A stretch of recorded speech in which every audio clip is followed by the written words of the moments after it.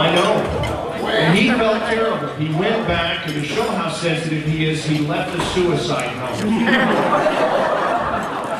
But for those of you that are animal lovers, don't worry, his car will be fixed next Tuesday.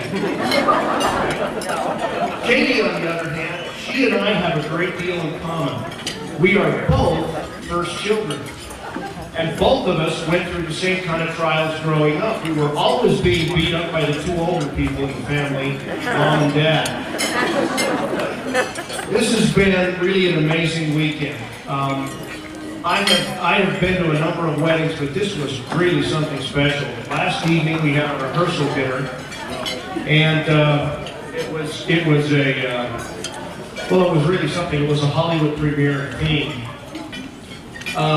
Many of my sons, two of my sons, both lived in Italy. And I said, wow, because the Cedar Holmes have a strong Italian ancestry, I said, they really know how to throw a party together. And both of my sons said to me, well, you know, the Italians have a lot to celebrate.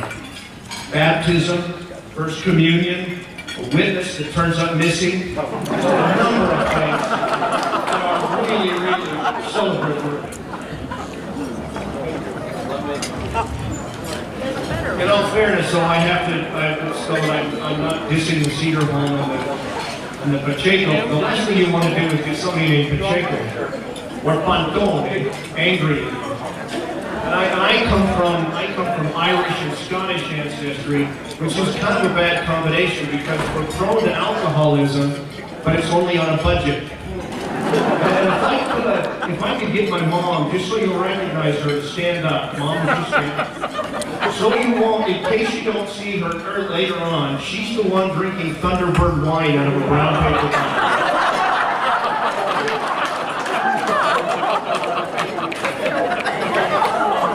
Okay.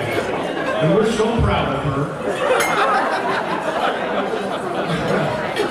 On my way up here tonight, and this is a really special thing, I first of all have never been around groups of people that mesh as well as it seems our two families have.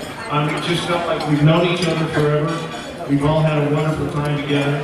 My wife knew I was nervous coming over here, and she pulled me close this afternoon and she said to me, "Don't you embarrass me." And then when I got here, my mother came over, she put her arms around me and she whispered softly in my ear, "I'm not dead yet, I can still change the will." That's the kind of close family you really have. Growing up, my dad used to tell me that death are the wages of sin. And I have since learned that after taxes, it's just kind of a tired feeling. But needless to say, it is an honor for me to be included as part of this celebration. I don't want to name names, but I've been visiting with some of the relatives. In fact, everybody who is here from out of town, raise your hand, just so we can see. There are a lot of people who came in from out of town. And I'm not going to name names, but I was talking with one of the relatives. I will give you a hint. He's the one that has Yosemite Sam on the mud flaps on his truck. And I said, how do you like Salt Lake? And he said, did you know it's illegal to hunt poodles in downtown Salt Lake with a Buick? And incidentally, speaking of hunting, my father and I were recently back in Lancaster County in Pennsylvania, right in Amish country. We learned some things. Do you know how Amish people hunt? Anybody know? Anybody? Do we have any Amish here? Okay, we can call, we do. All right, this isn't offensive.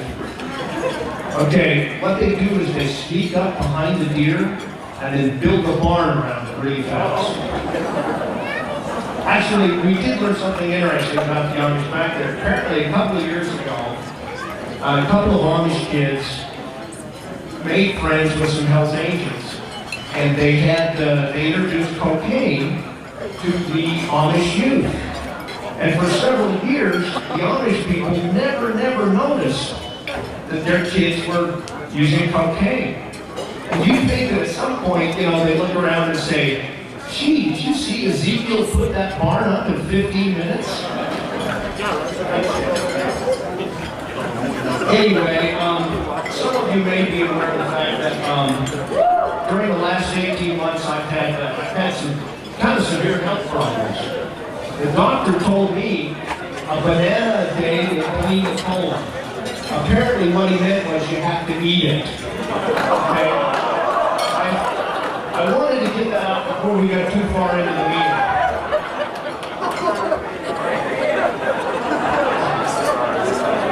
Who doesn't understand that one? I'll go over it.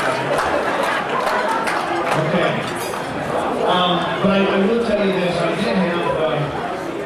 did have my first operation, was about just over a year and a half ago.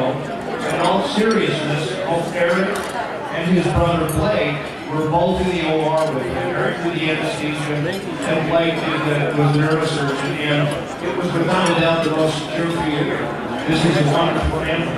And so that their younger brother Brad wouldn't feel left out, we had him out in the surgical waiting area, just in case there was a screw-up, because Brad's an attorney.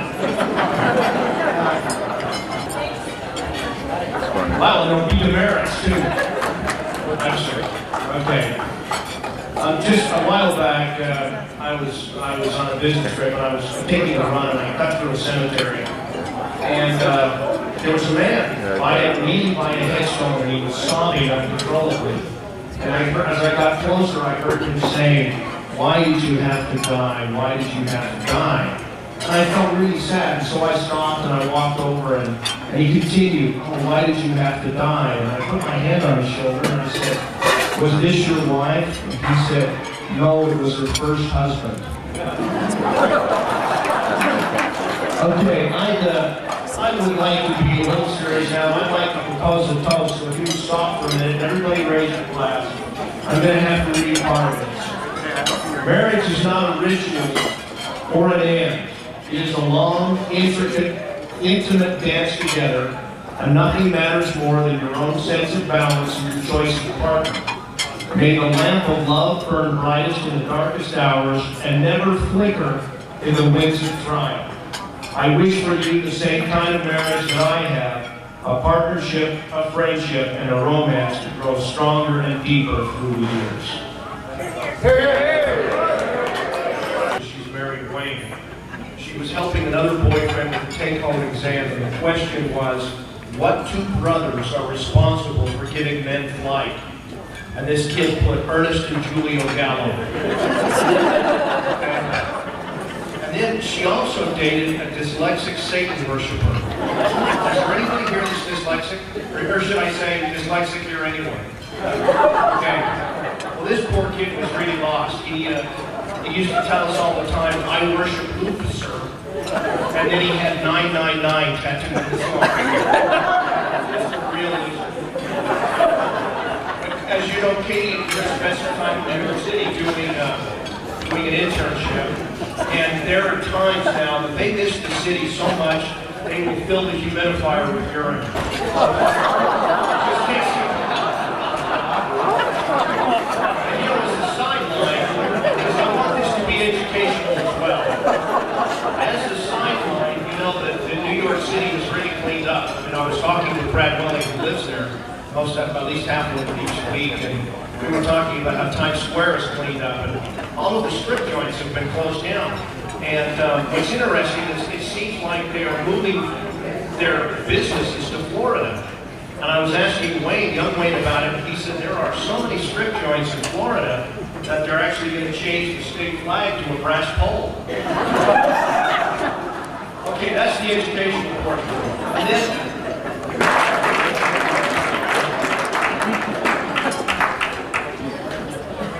if I could, though, let me end with two thoughts. The first is, and this is from a parent's perspective, it is written, when children find true love, parents find true joy. Here's to your joy and ours from this day forward. And then, happy marriages begin when we marry the one we love, and they blossom when we love the one we marry. May God bless this marriage and these two very special people. Thank you.